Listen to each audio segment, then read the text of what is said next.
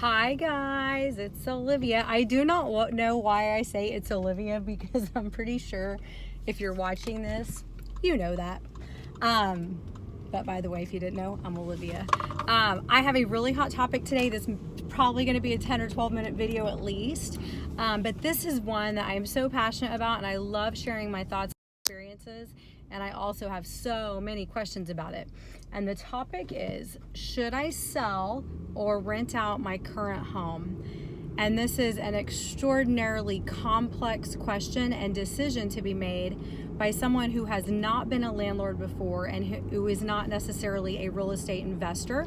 So this takes me back to 2002.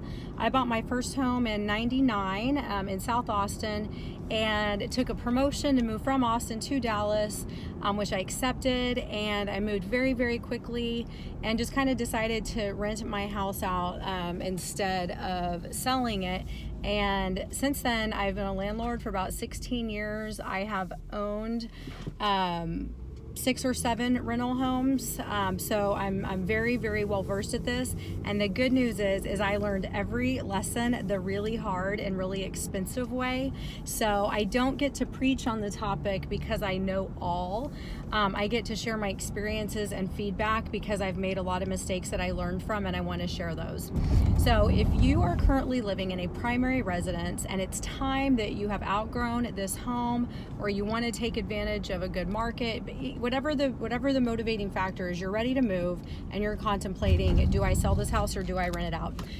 There's a few things to consider. The first thing I'll say is, in my opinion, owning real estate long-term is the best possible investment you can make. The bottom line is this: it's an asset that somebody else is going to pay off for you. And at the end of that, you very likely have an asset that's paid off and you own free and clear, and it's been a good investment. But you really have to consider this: am I equipped? Am I RWA, ready, willing, and able to be a landlord? Essentially, you need to be financially prepared. First of all, can you move out of your current home? And do you not need the equity in that home in order to buy, secure, and finance your next home? So that's the first thing. Can I even buy a new home? Is it an option to keep this home as a rental financially? So that's the qualifying perspective. The other perspective is being ready, willing, and able. I recommend you have at least a 3-month financial reserve for that home that's going to be a rental property. That means at least 3 months that if it were to go vacant, that you are able to cover that mortgage and any other applicable expenses. The next thing is, are you financially prepared for an emergency? Homes age. You can have things that might be covered by homeowners insurance, acts of nature, but you could have other expenses that are not covered by any type of warranty or any type of insurance, like a water heater that goes out. Just because of age, water heaters can easily cost $1,500.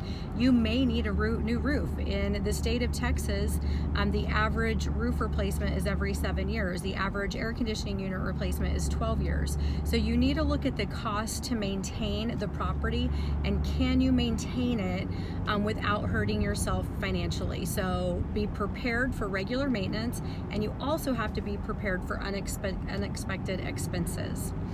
The next thing is, do you just have the wherewithal to be a landlord, or can you financially hire a management company?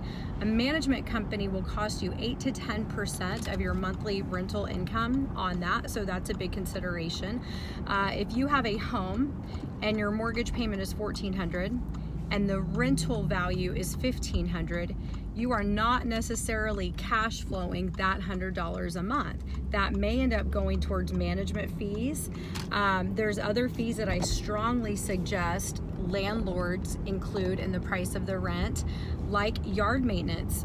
I don't think it's a good idea to trust tenants to take care of a lawn. So I would recommend including lawn care into your rental agreement. that is going to decrease your monthly cash flow. I would also recommend hiring an annual service company for your AC to come do an AC check, changing your air filters. So your maintenance cost will increase when you become a landlord, because it's your responsibility and your due diligence to take care of these items on a regular basis. So financial readiness, financial preparedness is a really, really big one. The second one is let me call it emotional professionalism. If you are going to be working directly with tenants, you need to be prepared. Y'all, I have had everything from my rent money fell out of my pocket to my husband left me and the kids. It's Christmas. Do you mind if we just don't pay rent in December? I have dealt with it all, and I've been left in really bad financial situations because I was not prepared for the unexpected. Be prepared for the unexpected. On the flip side of that, I had a property in Dallas where I had a tenant for 10 years in the same property, and it was amazing. So you've got to know that you have the wherewithal to communicate clearly, to hold somebody accountable, to operate solely under the agreement, and stick really firm to that for both parties. And sometimes that's not easy because we're human beings and we're compassionate, but being able to manage and communicate with a tenant is really important.